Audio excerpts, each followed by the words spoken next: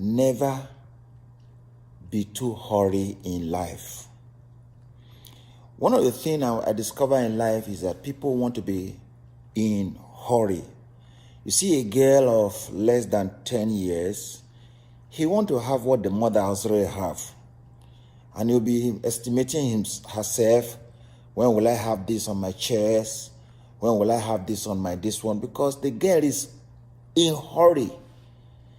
And I remember those days, when I was a young boy, we used to go to the pool to bath, swimming pool to just take bath, and I go with some of my friends. Some of my friends have hairs in their armpit, have hairs in some part of their body, and have beards on their cheek, and I don't have any. So they told us, okay, if you want to get beards, just take some spirit to rub this place. It will come like some of your friends. You'll be like a big boy like them. And because we're a young boy, maybe like between 10 years or so, or lower than that, we go and we look for spirit to rub ourselves so that we can have hair in this place, hair in that place, so that they will look at us as if, we want to be hurry, we want to do something, make us to belong. Friends, there is no hurry in life. If your time has not reached, wait for your time. If your time has not reached. You see, some people want shortcut. So I want to have breakthrough through by any means. I want to have money. I want to marry by every shortcut. Whether it's appropriate or not appropriate, I want to just make it. I want to have my baby by every means. I want to have my husband. If a husband is not there, I want to manipulate myself into a man's life by crook or by means, or get married to someone who is not even born again, or even a Muslim, or a non-religious, not the same faith with them, just because they want to get into marriage quickly. Listen to me. If your time is not yet, wait for it. There's no hurry. Now, I want to. This reminds me of a story I read not too long. I've heard it many times ago, but I felt like sharing it with you. There was this young couple who just got married, and after wedding and everything, this was becoming very tough. Very tough. So the man decided, okay, let him go into the city. That was then when there was no phone services, there was no internet like that, to communicate. So, but now things like that cannot happen again. So, he now traveled to a very far city, travel long distance, just like people who travel, through the ship and go to a very long distance or whatever. And he got himself into some job and work, and he was working there. The boss was feeding him, taking care of him. He said when he finished serving for about 10, 20 years, he will settle him and go. It's okay. So I have a wife, I need to go home and take care of her. So after 20 years, the man now want to settle this man. Say, I want to give you your money. But do you want the money, or you want 3 advice that can change the whole of your life forever? If you want the money, I give you the money. But if you want these 3 advice, I will change your life forever. And you will never be in want or difficulty again in your life. The man look and say, I know I've worked for 20 years, and my wife is expecting me to come back home with money to take care of her and whatever. He said, but if there's anything that will make me to be rich forever, then I think I need that. So eventually he said, give me the 3 advice. I prefer the 3 advice so that it will help me forever. A lot of people want people to give them money to help them, to support them. They don't know that even a piece of advice, counseling, will help you more than the money you expect somebody to give to you. Some people are just depending, okay, until somebody will bless me. Won't you give me this? Won't you support me?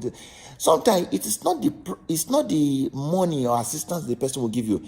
Hand laid upon you, the blessing the man will put upon you is far more than the money or the assistance he will give to you. What you need is what will take care of you for the remaining days of your life, years of your life, not the money, not the wealth you are expecting him to give to you, or the millions, or the car you want him to buy for you, or the house you want him to build for you, or the hundreds of thousands you want him to put in your hand, pay your bills and pay your house rent and you want to take care of you. Not that. It won't last forever. It won't last forever. Nobody can do that for you forever. Eventually things will just go up. But if that advice will take you for the remaining days of your life, years of your life, it will become a word of late. Sometimes it is even the prayer the person will pray for you that they will take, that will be there for you almost all your life, that will bring you to a level that no gift, no money, no assistance can take you to. So he said, the man said, give me the 3 pieces of advice. He said, okay, I'm going to give you 2 or 3 loaves of bread. This loaf of bread, this one is for you to eat on the way. This one is for you to eat with your wife when you get home. But the 3 advice is this: don't follow shortcut. Go through the right process. Shortcut is never a good idea for life.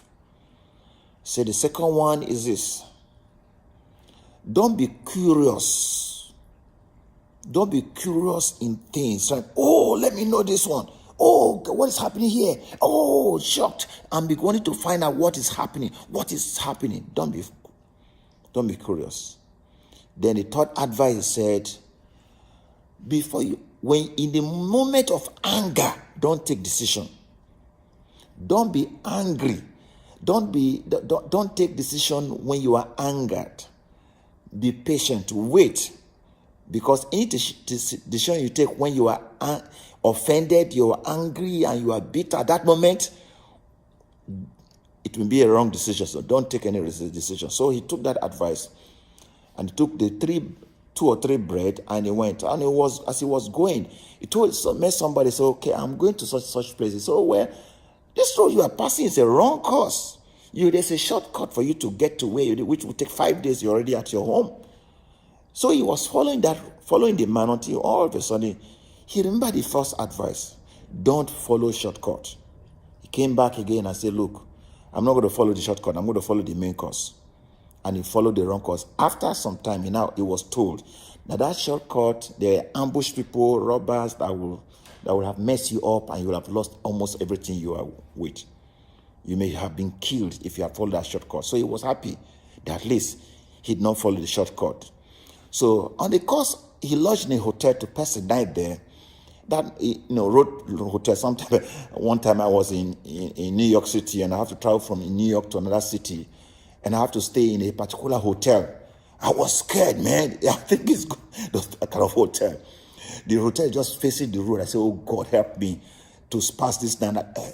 How can they know that one reverend doctor in Ernest Odogba in New York is in this kind of hotel, roadside hotel? The hotel looks so. I was scared. I can't sleep in that kind of hotel in Nigeria. And that is in New York, USA. Wonderful place. I was scared, but thank God I woke up that day and I said, thank God for protecting me. Nobody came to break in, no robber, no thief, and all that. So I think that is that kind of hotel. So I eventually, at night, he had a bang on outside, noise, shouting. Somebody was making terrible noise. And he came to the door, almost about opening the door. He remembered the second advice: don't be curious. Don't be trying to find out what is happening in every situation. Now, has it not happened to you? In everything you want to find out, you want to make investigation on this kind of thing. I want to find out what's happening. Why is my husband delaying to come back?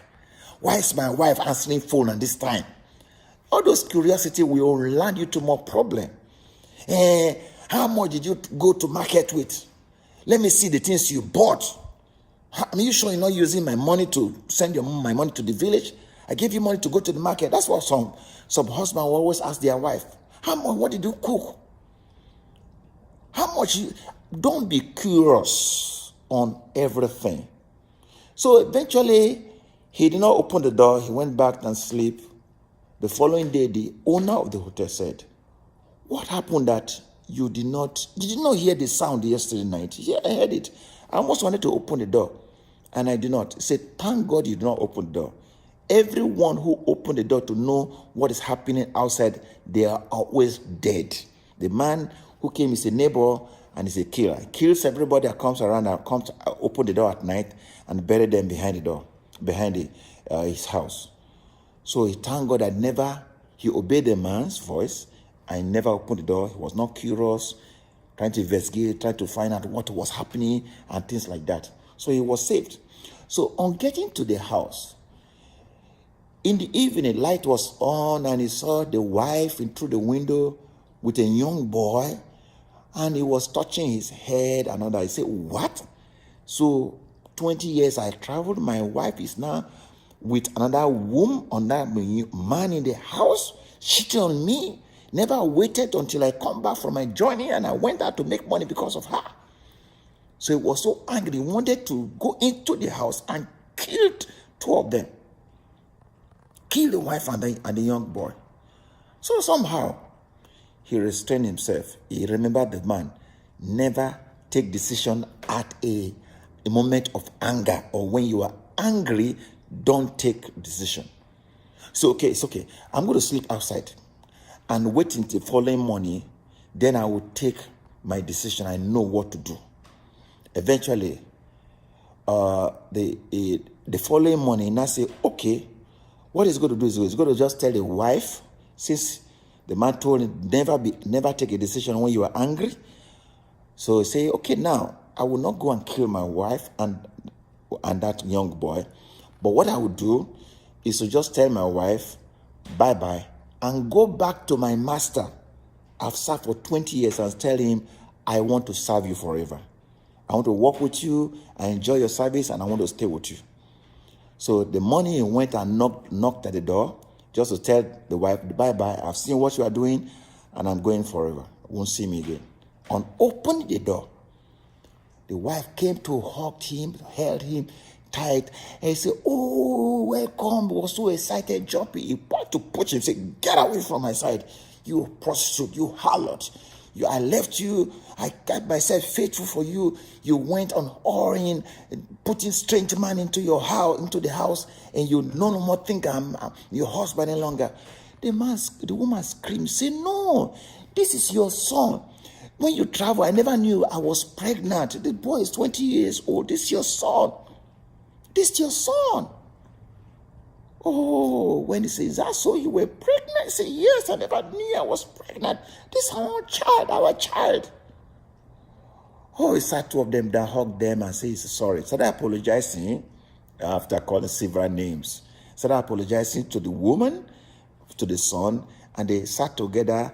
The woman made tea, and they ate the bread the man gave to him. On opening the bread, there were enough money that he could use to take care of more than how much he officially worked for was returned back inside the bread. Eventually he got what he was looking for. Friends, listen to me. Don't take shortcuts. Shortcut will not take you anywhere. No matter what happens in life, no matter where you are, don't take shortcuts. And don't be too hurried.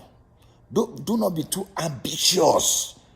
We want to be what my friend, want to be like the way my friend look like, the way they dress, the kind of sneakers they have, the kind of jeans they have, the kind of haircut they have, the kind of hairdo they have. I want to be like that. Don't be too curious. Don't be too anxious. Don't be too greedy. Don't be too covetous. Don't be that kind of way. Now, maybe try to investigate issues. I want to know the truth about the issue. You only cause more problem for yourself. I want to find out the cause of this, the consequence, why this person do it like that. Try to look for reasons, and reasons will always worsen the situation of life. And if you want to be great, you want to be favorite from God, you want God to bless you, please wait on the Lord. Don't follow shortcut. Don't follow what people say. Don't look at what people has achieved and say, I will also struggle to be like that way. Wait on your time. Once your time has not reached, it has not reached. When your time has reached, don't mind what people are saying about you. Thinking, why don't you do this one? Why don't you do that one? When your time has not reached, you can't do anything. Wait on your time. God's time is the best. And don't fret yourself. Enjoy your life. Enjoy your moment. Do all you can to have the best of life and have fun of life. Don't kill yourself before your time. And that is my advice for you. Listen to me, friends. I'm glad to let you know that there's no hurry in life. Your time will reach. And whatever you came to this world with, your destiny, you will fulfill it. Do your best and give God all his time to do his own for you. All you do is to pray, wait on the Lord, and trust God, expect the best from God. Do all you think and do. Sow seed if you want to sow seed, give if you want to give, pay your tithe if you want to pay your tithe, give, do the work of evangelism if you want to do the work of the, be faithful and be willing to serve God. And once you keep serving God in truth and in spirit, you will discover at the end of the road, not at the end of the road, God's choice for you will always be the best, not your choice. And when God opens door for you, you will know this is from God. The joy of it, the blessing attached to it, even though when there's temptation or trial, there will be joy in even the midst of trial and temptation when God is in it. Yeah. But at the end, you will discover that God has worked signs and wonder for you. My friend, wait on the Lord. Don't be too hurried in life. God's time will always be the best for you. God bless you.